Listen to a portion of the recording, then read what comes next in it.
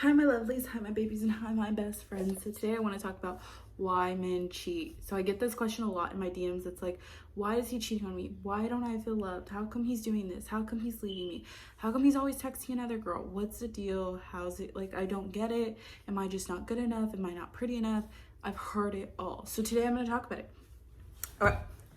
Why men cheat? Because they're greedy, because they're selfish, because they personally, their needs are not met. And this isn't because of you.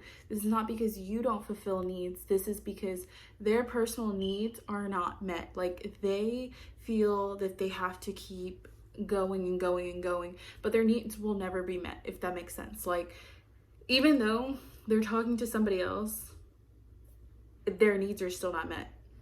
It's weird because, okay, my personal experience with cheating is no matter who my ex was talking to and what they were doing, he still came back because I had all the qualities, characteristics, the attitude, the care, the forgiveness that he needed, but not that he wanted, if that makes sense. So I had all the characteristics that he needed, but not what he wanted. So he wanted the drama, he wanted that spice in his life, like he wanted all these things, but it wasn't because he needed it, it's because he wanted it. So he was very greedy, very selfish. Guys are very selfish people, like they just are. Not all guys fall into the cheating category, but if you don't really know of it, like, okay, all guys are selfish. They're just going to be. All girls are selfish. We have that selfish characteristic in us, but it's a matter of does it come out? Does it bring out? For me, I get very selfish when people start to hurt me. I'm like, excuse me? What the hell are you doing? Like, me, like, you're not gonna hurt me. Like, that's when I become selfish. And to a point, people are gonna be like, well, Reyna, that's not even selfish. That's caring about yourself.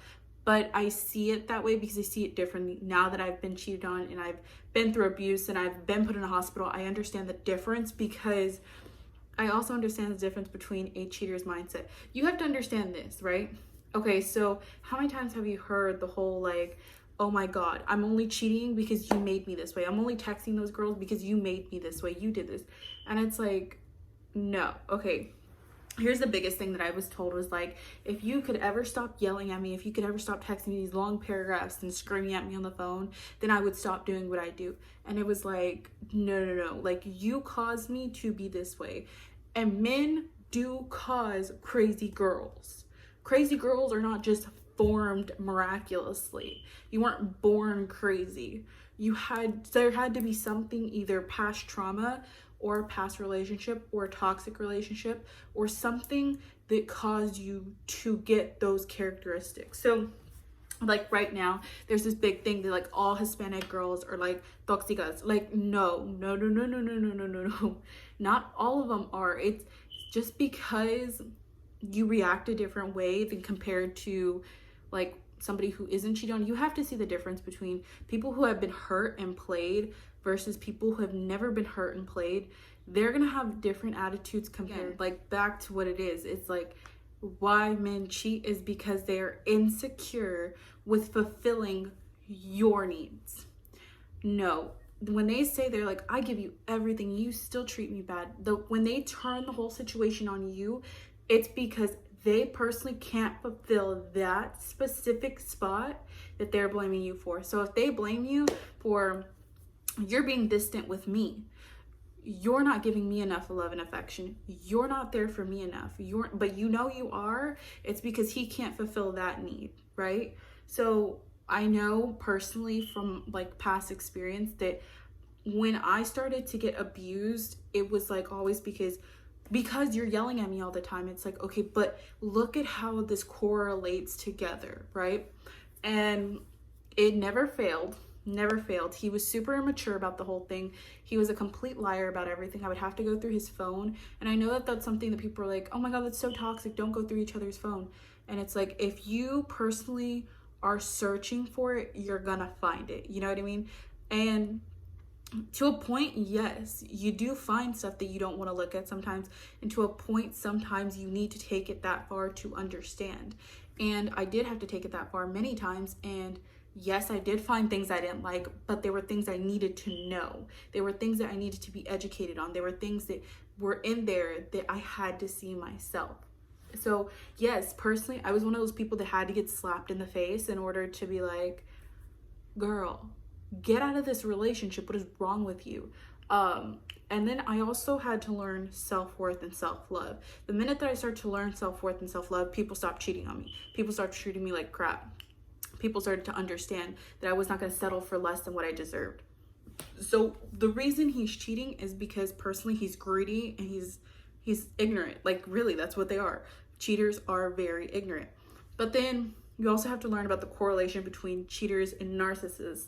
Cheaters do eventually have traits of narcissism in them, or they will start to build up to narcissists altogether. That is definitely something that I came about. Was I've experienced multiple personality disorder, not me, but like in relationships, narcissism. So I've seen it all, and it's kind of crazy to me to see how far people are willing to take it just to get their way when it comes to abuse and cheating. It kind of breaks my heart. Oh my God, I'm not gonna cry. But like, it amazes me at how much people are willing to literally do in order to actually get there. So here's another thing too, is that like unreasonable expectations personally that he had. Like, he'd have expectations on my life but wouldn't have them on his own, and then would blame me for like, your dreams are so big that I will never reach them, so like I'm just gonna go find somebody else. And I'm like, okay, then like if you want to break up with me, break up with me. But then it was always like he would run back. So throughout our whole entire relationship, we had like 5 girls. Yes, don't come at me, guys. I'm learning. I learned and I'm healthy now, but like I'm trying to teach and implement what I've learned. No, I'm not a psychologist. No, I'm not a therapist, but I've been to therapy many, many, many times. And I have learned a lot about the psychology of, this. But I'm not a psychologist. I'm a lawyer. But I understand what is reasonable, what's unreasonable, because he was very confused about love. Like, his confusion was like, love is going to be my way or the highway. And my love was like, I have a love language. Like, he did not have one. His love language was like, let me cheat, let me do whatever I want, I'm gonna do me, you do you. But then we're still gonna come back to each other at the end of the day. Never failed. That's what I'm saying. Unreasonable expectations, and then his love language and the way he interpreted love was not the same. So when you ask somebody at the beginning of your relationship, what specifically is your love language, you need a valid answer on that. Whenever you ask somebody, and don't feel scared to ask somebody, have you been cheated on? Yeah, when it comes to asking somebody about if they've ever been cheated on, because when you ask that question, have you ever been cheated on, they have emotional trauma behind them. I know you think like, oh my God, being cheated on is not that emotional. It can be for your next relationship. So when you take the step to ask and ask them what their love language is, you get to help and fix and help and understand what pain and what suffering, and how to help them, find that love and that care again. So for me, my love language is affirmations. I love being told affirmations. I love, hugs. I'm not too big on like public affection and all that other stuff. But like when it comes to like being at home, like I want to be surrounded by you at all times. So yes, for me, when like my relationship came in, yes, I did. Like I had to make that very clear.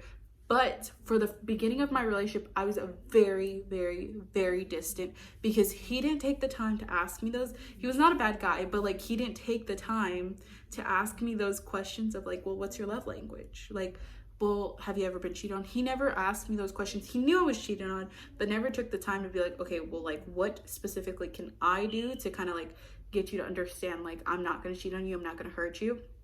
He didn't cheat on me. He didn't hurt me, but it was just like, he didn't ask those questions. So now that I see, and now that it's later on, we're not together, but like now that it's later on, he did like understand like where I was coming from of like, just ask. Because when you take the time to ask like, hey, what's your love language? Have you been cheated on? Have you been hurt? Like, what's your emotional trauma? it makes somebody feel so much more attached and loved that you care about them. Because it's not about like, I need to know all your business, tell me everything. It's more about like, I truly care about what you have been through in your life. Whoa, that was a lot. Okay, so I'm just gonna kind of leave it at there, and then we'll do like a part 2 because I feel like there's so much on this topic. All right, guys, make sure you like, comment, share, and subscribe, and I will see you in my next video.